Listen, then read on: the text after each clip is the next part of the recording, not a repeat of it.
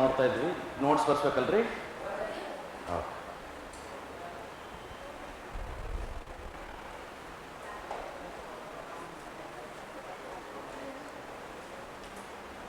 ಒಂದಿಷ್ಟು ಪಾಯಿಂಟ್ ಬರ್ಕೊಂಡ್ಬಿಡಮ್ರೆ. ಫಸ್ಟಿಗೆ ಎಕ್ಸೆಲ್ ರೀ. ಬೇಕಾದ್ರೆ ನೀವು ಅದನ್ನು MS ಎಕ್ಸೆಲ್ ಅಂತ ಬರ್ಕೊಂಡ್ಬಿಡ್ರಿ.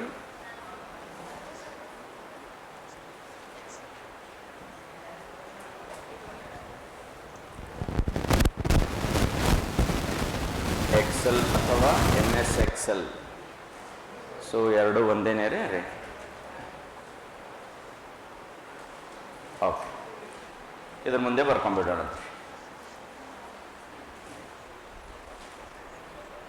ಇದು ಒಂದು ಮೈಕ್ರೋಸಾಫ್ಟ್ MS, ಇದು ಒಂದು ಮೈಕ್ರೋಸಾಫ್ಟ್, ಇದು ಒಂದು ಮೈಕ್ರೋಸಾಫ್ಟ್,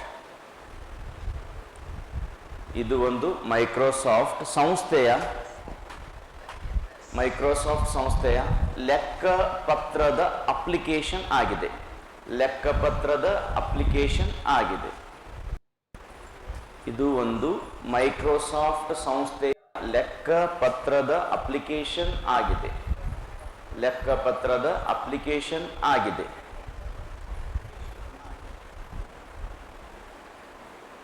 ನೆಕ್ಸ್ಟ್, MS ಎಕ್ಸೆಲ್ ಅನ್ನು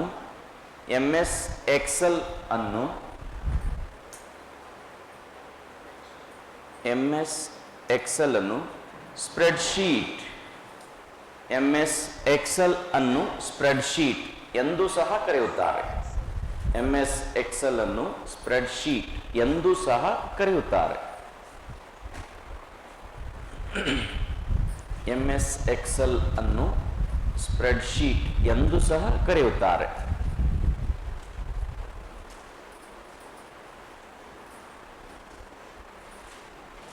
ನೆಕ್ಸ್ಟ್, MS ಎಕ್ಸೆಲ್ನ ಎಕ್ಸ್ಟೆನ್ಷನ್ ಫೈಲ್ ನೇಮ್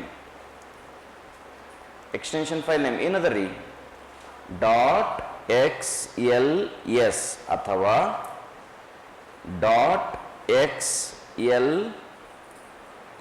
.xlsx ನೆನಪಿರಲಿ ಎರಡು ರೀ. MS ಎಕ್ಸೆಲ್ನ ಎಕ್ಸ್ಟೆನ್ಷನ್ ಫೈಲ್ ನೇಮ್ .xls ಅಥವಾ .xlsx.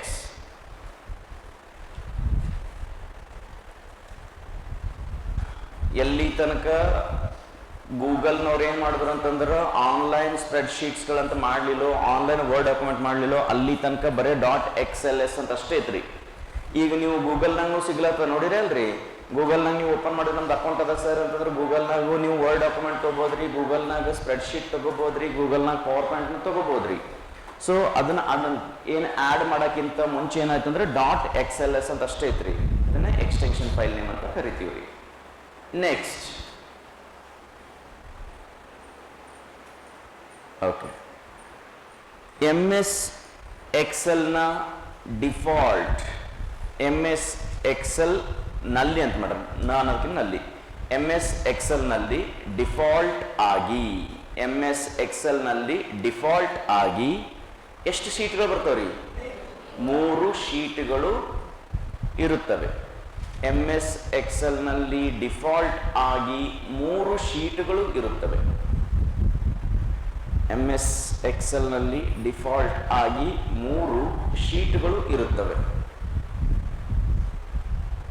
ನೆಕ್ಸ್ಟ್ ರೀ,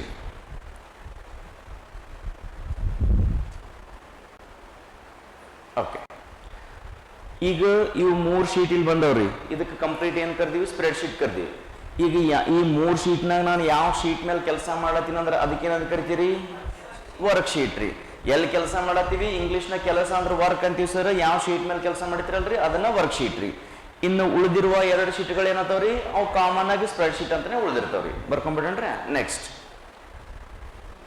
ಪ್ರಸ್ತುತ ಸ್ಪ್ರೆಡ್ಶೀಟ್ನ ಅಥವಾ ಸ್ಪ್ರೆಡ್ಶೀಟ್ ಅಂತ ಬರೀಬೇಡ, ಕನ್ಫ್ಯೂಷನ್ ಆಗದ. ಪ್ರಸ್ತುತ ಎಕ್ಸೆಲ್ನ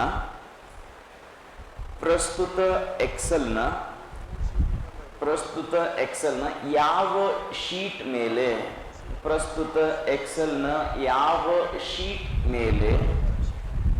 ಯಾವ ಶೀಟ್ ಮೇಲೆ ಕಾರ್ಯನಿರ್ವಹಿಸುತ್ತೀವೋ ಯಾವ ಶೀಟ್ ಮೇಲೆ ಕಾರ್ಯನಿರ್ವಹಿಸುತ್ತೀವೋ ಅದನ್ನು ಯಾವ ಶೀಟ್ ಮೇಲೆ ಕಾರ್ಯನಿರ್ವಹಿಸುತ್ತೇವೋ ಅದನ್ನು ವರ್ಕ್ಶೀಟ್ ಎಂದು ಕರೆಯುತ್ತಾರೆ.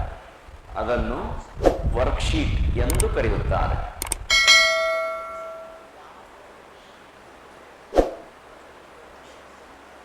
ನೆಕ್ಸ್ಟ್ ವರ್ಕ್ಶೀಟ್ ಎಂದು ಕರೆಯುತ್ತಾರೆ. ನೆಕ್ಸ್ಟ್ ಪಾಯಿಂಟ್ ರೀ, ಎಕ್ಸೆಲ್ನ ಪ್ರತಿ ಶೀಟ್ಗಳಲ್ಲಿ ಎಕ್ಸೆಲ್ನ ಪ್ರತಿ ಶೀಟ್ಗಳಲ್ಲಿ ಎಕ್ಸೆಲ್ನ ಪ್ರತಿ ಶೀಟ್ಗಳಲ್ಲಿ ಎರಡು ಬರ್ಕೊಂಡ್ಬಿಡೋಣಂತ್ರಿ, ಹಳೆ ವರ್ಷನೂ ಹೊಸ ವರ್ಷ ಎರಡು ಬರೋಣಂತ್ರಿ. ಎಕ್ಸೆಲ್ನ ಪ್ರತಿ ಶೀಟ್ನಲ್ಲಿ ಬ್ರಾಕೆಟ್ನ ಬರೀರಿ 2003ಕ್ಕಿಂತ ಹಳೆಯ 2003ಕ್ಕಿಂತ ಹಳೆಯ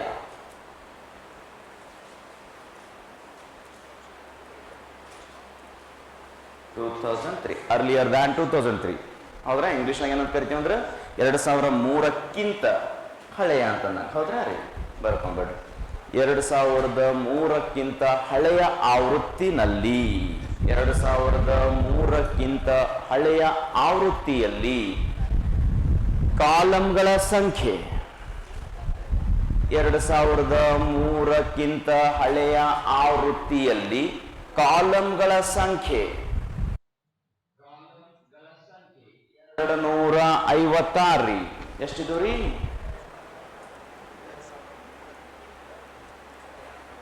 ಕಾಲಂ ಸಂಖ್ಯೆಗಳು ಎಷ್ಟಿದ್ದು ಅಂದ್ರೆ 256. ಅದನ್ನ 256 ಅಂತ ಕರಿತೀವಿ ರೀ ಕಾಲಂಗಳ್ರಿ. ಇನ್ನ ರೋಗಳ್ರಿ ಅದನ್ನ ರೋಸ್ ಅಂತೀವ್ರಿ. ರೋ ಸಂಖ್ಯೆ 65,536 ರೀ. 65,536 the total rows of the active sheet ಅಥವಾ ಕರೆಂಟ್ ಶೀಟ್. 2003ಕ್ಕಿಂತ ಹಳೆಯ ಆವೃತ್ತಿಯಲ್ಲಿನ ಕಾಲಂಗಳ ಸಂಖ್ಯೆ 256. ಇನ್ನ ರೋಗಳ ಸಂಖ್ಯೆ 65,536 ರೀ. ನೆಕ್ಸ್ಟ್ ರೀ, ಇನ್ನ 2007 ಅಥವಾ ನಂತರದ ಅಂತ ಬರ್ಕೊಂಡ್ಬಿಡ್ರಿ. 2007 ಅಥವಾ ನಂತರದ ಆವೃತ್ತಿಯಲ್ಲಿ 2007 ಅಥವಾ ನಂತರದ ಆವೃತ್ತಿಯಲ್ಲಿ ಕಾಲಂಗಳ ಸಂಖ್ಯೆ 16,300 ಎಷ್ಟಿದು ರೀ? 84 ಅಲ್ರಿ? 84. ಇದು ಏನ್ರಿ? ಕಾಲಂಗಳ ಸಂಖ್ಯೆ ಕಾಲಮ್ಸ್ ರೀ. ನೆಕ್ಸ್ಟ್ ಇನ್ನ ರೋಸ್ ಅಂತ ಬಂದಾಗ ಎಷ್ಟಿದು ರೀ? 10,48,576. ಇದು ನೆನ್ಪಿಡ್ಬೇಕು ನೋಡ್ರಿ.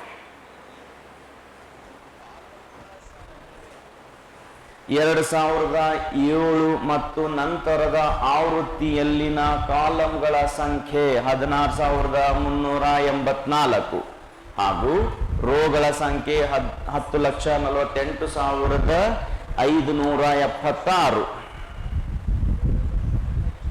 ಬರ್ದ್ರಿ ರೀ? ನೆಕ್ಸ್ಟ್ ರೀ,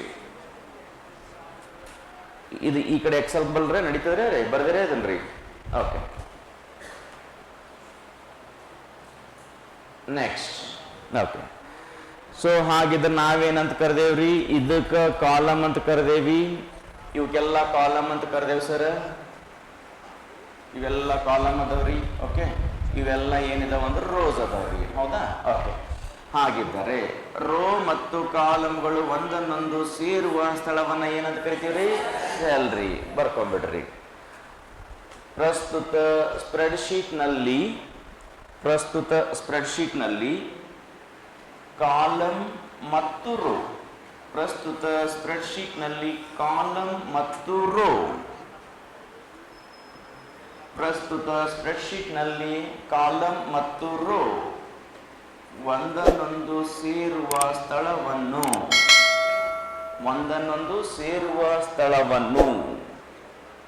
ಸೆಲ್ ಎಂದು ಕರೆಯುತ್ತಾರೆ. ಪ್ರಸ್ತುತ ಸ್ಪ್ರೆಡ್ಶೀಟ್ನಲ್ಲಿನ ಕಾಲಂಗಳು ಮತ್ತು ರೋಗಳು ಒಂದನ್ನೊಂದು ಸೇರುವ ಸ್ಥಳವನ್ನು ಸೆಲ್ ಎಂದು ಕರೆಯುತ್ತಾರೆ. ಸೆಲ್ ಎಂದು ಕರೆಯುತ್ತಾರೆ. ಹೌದ್ರಾ ರೀ? ಅದ್ರಾಗೆ ಇನ್ನೊಂದು ಪಾಯಿಂಟ್ ಬರ್ರಿ, ಈ ಸೆಲ್ನಾಗೆ ರೀ ಸೆಲ್ ಎಂದು ಕರೆಯುತ್ತಾರೆ. ಬರದ್ರ ರೀ? ನೆಕ್ಸ್ಟ್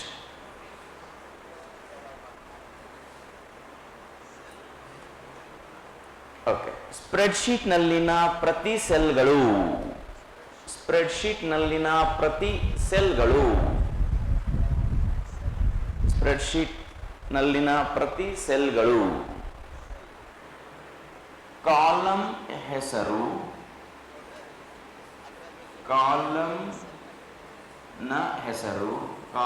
ಹೆಸರು ಆಮೇಲೆ ರೋನ ಸಂಖ್ಯೆ. ಕಾಲಂನ ಹೆಸರು ಮತ್ತು ರೋನ ಸಂಖ್ಯೆ. ಕಾಲಂನ ಹೆಸರು ಮತ್ತು ರೋನ ಸಂಖ್ಯೆಯನ್ನು ಹೊಂದಿರುತ್ತದೆ. ಉದಾಹರಣೆಗೆ A1, E5, G8 ಇತ್ಯಾದಿ. ಸ್ಪ್ರೆಡ್ಶೀಟ್ನಲ್ಲಿನ ಪ್ರತಿ ಸೆಲ್ಗಳು ಏನಂದ್ರಿ? ಕಾಲಂನ ಹೆಸರು ಮತ್ತು ರೋನ ಸಂಖ್ಯೆ ಹೊಂದಿರುತ್ತವೆ. ಉದಾಹರಣೆಗೆ A1, E5, G8. ಅದು ಬರೆದ ಮೇಲೆ ಫುಲ್ ಸ್ಟಾಪ್ ಕೊಡ್ಬೇಡ್ರಿ.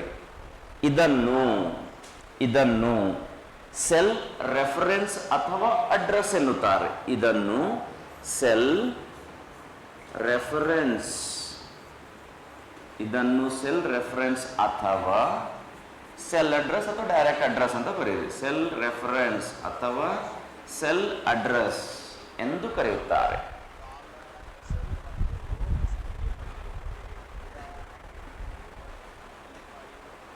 ಬರೆದ್ರಿ ರೀ? ತೆಗಿಲ್ರಿ ಅದನ್ರಿ? ನೆಕ್ಸ್ಟ್ ಅದ್ರಾಗೆ ಸೆಲ್ನಾಗ ಇನ್ನೊಂದು ಪಾಯಿಂಟ್ ರೀ. ಸ್ಪ್ರೆಡ್ಶೀಟ್ನ ಪ್ರತಿ ಸೆಲ್ನಲ್ಲಿ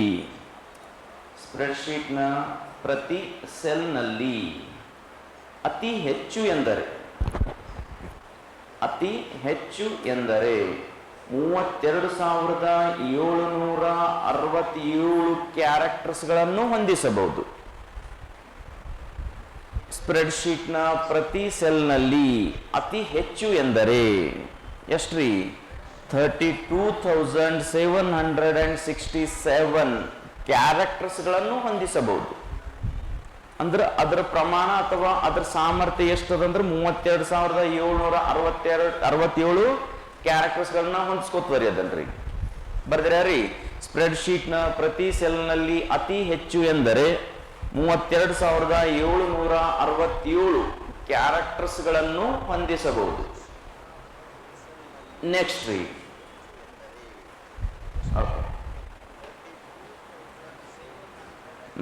ನೆಕ್ಸ್ಟ್ MS Excel ನ ಜೂಮ್. ನೆಕ್ಸ್ಟ್ ಪಾಯಿಂಟ್ ರೀ, MS Excel ನ ಜೂಮ್ ಅತಿ ಕಡಿಮೆ ಎಂದರೆ ಎಷ್ಟ್ರಿ? 10%. ಅತಿ ಕಡಿಮೆ ಎಂದರೆ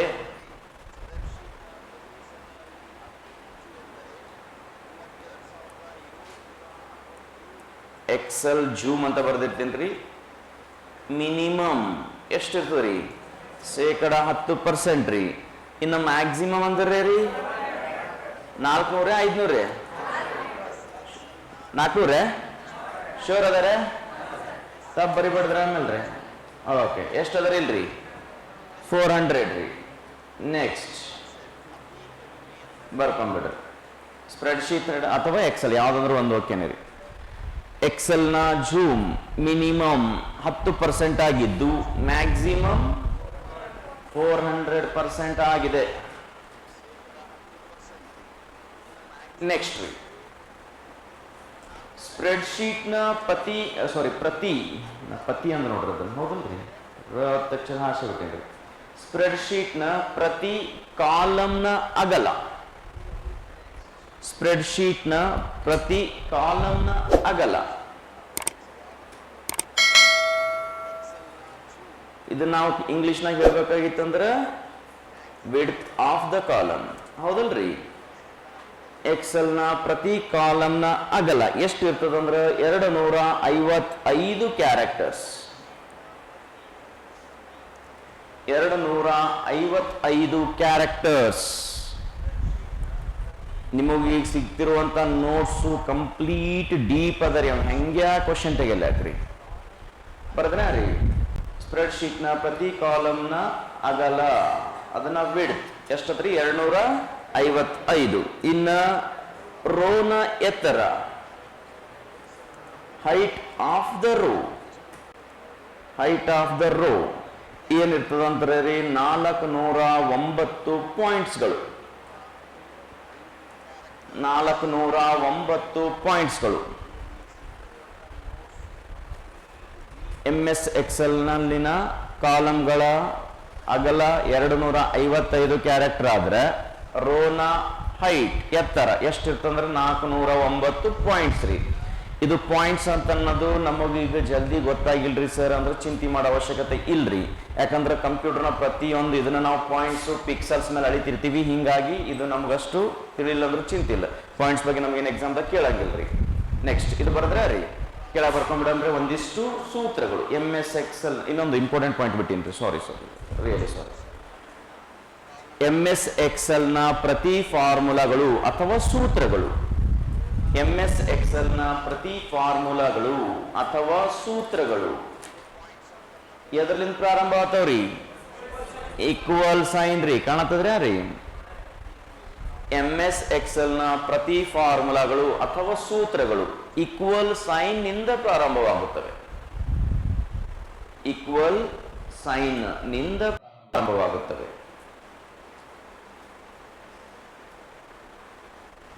ಈಕ್ವಲ್ ಸೈನ್ ನಿಂದ ಪ್ರಾರಂಭವಾಗುತ್ತವೆ. ನೆಕ್ಸ್ಟ್ MS ಎಕ್ಸೆಲ್ನ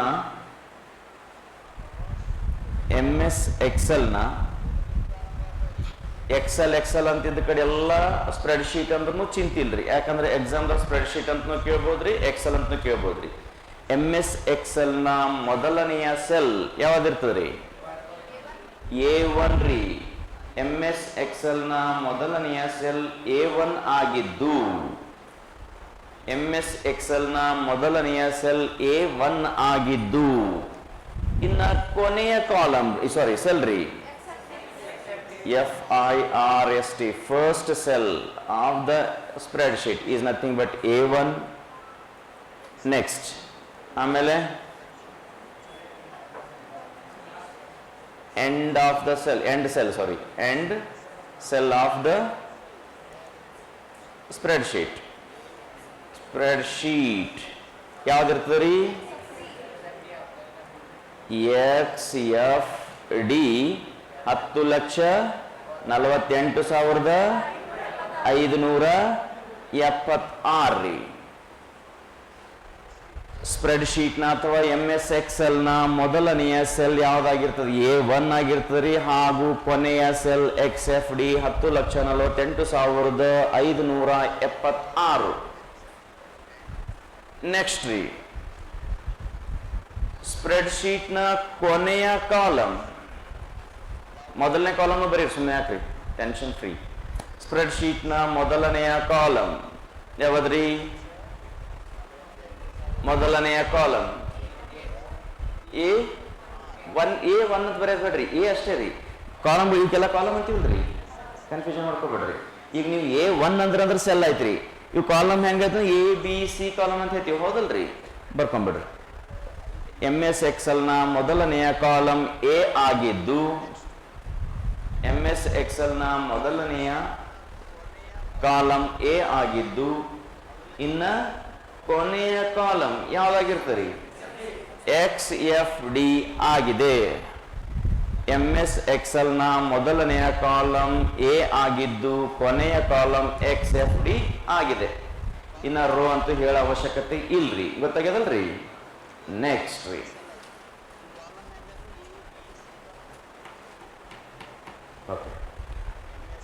ನೆಕ್ಸ್ಟ್ ಇನ್ನೊಂದು ಪಾಯಿಂಟ್ ಬರೀರಿ. MS Excel ನಲ್ಲಿ ಸೇರಿಸುವ ಅಥವಾ ಸ್ಪ್ರೆಡ್ಶೀಟ್ ನಲ್ಲಿ ಸೇರಿಸುವ, MS Excel ನಲ್ಲಿ ಸೇರಿಸುವ ಅಥವಾ ಸ್ಪ್ರೆಡ್ಶೀಟ್ ನಲ್ಲಿ ಸೇರಿಸುವ, MS Excel ನಲ್ಲಿ ಅಥವಾ ಸ್ಪ್ರೆಡ್ಶೀಟ್ ನಲ್ಲಿ ಸೇರಿಸುವ ಪ್ರತಿ ದತ್ತಾಂಶವು ಮತ್ತು ಫಾರ್ಮುಲಾಗಳು, ಪ್ರತಿ ದತ್ತಾಂಶವು ಮತ್ತು ಫಾರ್ಮುಲಾಗಳು, ಪ್ರತಿ ದತ್ತಾಂಶವು ಮತ್ತು ಫಾರ್ಮುಲಾಗಳು. ಇಲ್ಲಿದು ಅದು ನೋಡ್ರಿ, ಫಾರ್ಮುಲಾ ಬಾರ್ ನಲ್ಲಿ ಗೋಚರಿಸುತ್ತವೆ. ಇಲ್ಲಿ ಅದು ನೋಡ್ರಿ, ಇದು ರೀ, ಇಲ್ಲದರೆ ಇನ್ಸರ್ಟ್ ಫಂಕ್ಷನ್ ಅಂತ ಕಾಣತ್ತಲ್ರಿ, ಇದಕ್ಕೆ ನಾವು ಫಾರ್ಮುಲಾ ಬಾರ್ ಅಂತ ಕರಿತೀವ್ರಿ. ಇಲ್ಲಿ ಗೋಚರಿಸ್ತಾವ್ರಿ, ಬರ್ಕೊಂಬಿಡ್ರಿ. ಪ್ರತಿ ದತ್ತಾಂಶಗಳು ಮತ್ತು ಫಾರ್ಮುಲಾಗಳು ಫಾರ್ಮುಲಾ ಬಾರ್ ನಲ್ಲಿ ಗೋಚರಿಸುತ್ತವೆ ಅಥವಾ ಕಾಣುತ್ತವೆ, ಎಲ್ಲ ಒಂದೇ ನೋಡ್ರಿ. ಸ್ಪ್ರೆಡ್ಶೀಟ್ ನಲ್ಲಿ ಸೇರಿಸುವ ಪ್ರತಿ ದತ್ತಾಂಶಗಳು ಮತ್ತು ಸೂತ್ರಗಳು ಇರ್ಬೋದು ಅಥವಾ ಫಾರ್ಮುಲಾಗಳು ಎಲ್ರಿ ಫಾರ್ಮುಲಾ ಬಾರ್ ನಲ್ಲಿ ಗೋಚರಿಸುತ್ತವೆ, ಫಾರ್ಮುಲಾ ಬಾರ್ ನಲ್ಲಿ ಗೋಚರಿಸುತ್ತವೆ.